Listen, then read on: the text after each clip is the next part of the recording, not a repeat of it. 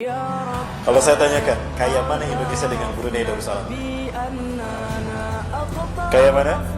Indonesia. Kaya mana Indonesia dengan Arab Saudi? Indonesia. Ada nggak di dunia negara yang lebih kaya dari Indonesia? Tidak ada. Indonesia negara kaya, paling kaya di dunia. 7 kekayaan alam kita punya. Bapak Ibu sekalian yang mati Allah, 7 kekayaan alam sekaligus Indonesia punya. Pertama, kita punya emas di Freeport, ya, emas di Mimika. Itu yang ketahuan. Padahal ada emas yang lebih hebat lagi, dan ini dibungkam. Dunia tidak tahu, Indonesia pun tidak tahu. Emas di Halmahera Utara itu lebih baik daripada Freeport. Bapak Ibu, pada tahun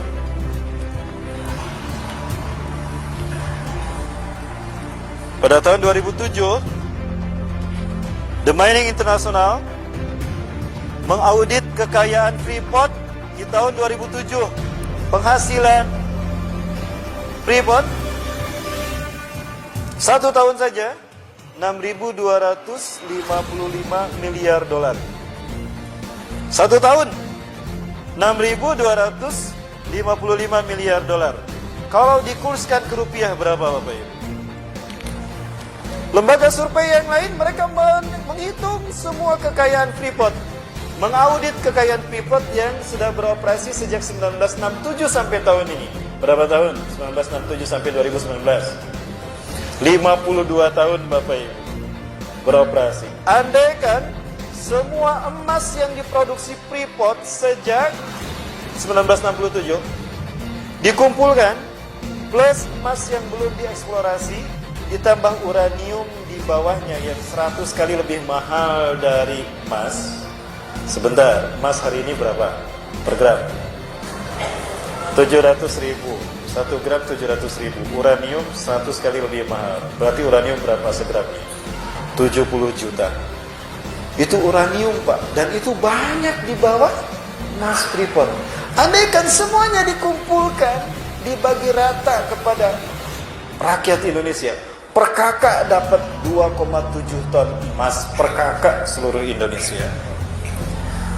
Mau diapakan 2,7 ton emas, Bapak Ibu? Jadi kaya mana Indonesia dengan Brunei? Indonesia, saya sebutkan satu-satu kekayaannya. Kita punya tambang batu bara terbesar kedua setelah Meksiko. Eksportirnya terbesar di dunia. Yang ketiga, kita punya cadangan gas alam terbesar di dunia. Ya, 40% geotermal dunia ada di Indonesia. Cadangan gas alam terbesar di Indonesia, Pak. 40% dari dunia Indonesia punya. 40%-nya dunia Indonesia punya. Satu negara, bayangkan. LPG gratis kan? Yang keempat, Indonesia ini negara kepulauan. Semua wilayahnya dikelilingi lautan, lebih luas dari daratannya, sehingga Indonesia dijuluki dengan the largest archipelago in the world. Negara dengan lautan terluas. Lalu siapa yang menikmati kekayaan maritim kita? Yang kelima, Indonesia punya tanah subur. Yang keenam, Indonesia punya hutan tropis terluas di dunia, sampai disebut paru-paru dunia, sumbangsi oksigen terbesar Indonesia. Makanya sering dibikin kebakaran. Yang ketujuh, karena kita negara kepulauan, kita punya destinasi wisata yang indah luar biasa. Harusnya dengan kekayaan ini kita makmur sejahtera. Jadi Bapak Ibu yakin Indonesia negara paling kaya? Yakin. Terus sejahtera mana Indonesia dengan Brunei Darussalam? Brunei Darussalam, Pak. 3 dekade terakhir Brunei Darussalam tercatat sebagai negara yang semua rakyatnya muzaki, tidak ada mustahik zakat. Ciri-ciri kiamat tidak ada mustahik zakat sudah terjadi di Brunei. Lalu zakat Brunei dikemanakan? Dike-Indonesiakan. Kenapa bisa begitu, Bapak Ibu? Angkat tangan yang hadir di sini. Angkat tangan tinggi-tinggi yang pernah mendengar sekali saja Brunei diberitakan terkena bencana alam. Apakah gempa, tsunami, banjir, kebakaran? Pernah ada yang mendengar? Pernah? Pernah? Indonesia Kenapa kok bisa begitu? Padahal Indonesia mayoritas Islam. Indonesia banyak ulamanya. Nah, Bapak Ibu. Tahun 1980-an, Hasan Al-Bolkiah mengumumkan Brunei berdasarkan syariat Islam. Tidak ada musibah. Ingat Bapak Ibu, musibah ada rumusnya. Surat Al-Anfal ayat 33. Salah satunya, Bismillahirrahmanirrahim. وَمَا كَانَ اللَّهُ لِيُعَذِّبَهُمْ وَأَنْتَ فِيهِمْ وَمَا كَانَ اللَّهُ مُعَذِّبَهُمْ وَهُمْ يَسْتَغْفِرُونَ. Dan tidaklah sekali-kali Allah akan menyiksa satu kaum sementara engkau Muhammad ada di tengah-tengah mereka. Kalau Rasulullah masih ada di tengah-tengah umat, gak mungkin azab itu turun. Suatu hari Rasulullah dan para sahabat ada gempa itu saat itu. Gunung Uhud bergoyang.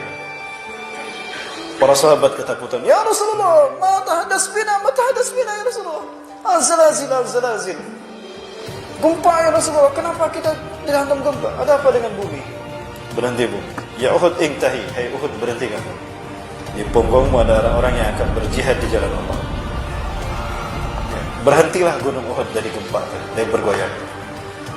Para sahabat bertanya, ya Rasulullah, kenapa gunung Uhud bergerak? Apa kata Rasulullah? Gunung Uhud senang menghantarkan kita jihad membela Allah di perang Uhud ini. Saking senangnya gunung Uhud berkata, ayo jihad, sampai goyang tuh. Bapak Ibu dimati Allah, ada rumusnya. Jadi ayat ini maksudnya, kalau umat itu masih menghidupkan sunnah Rasul, gak mungkin terkena gempa, Bapak Ibu. Itu kan? Wa ma kana Allahu liyu'adzibahum wa anta fihim. Allah tidak akan menyiksa satu kaum selama mereka menghidupkan sunnah Rasulullah.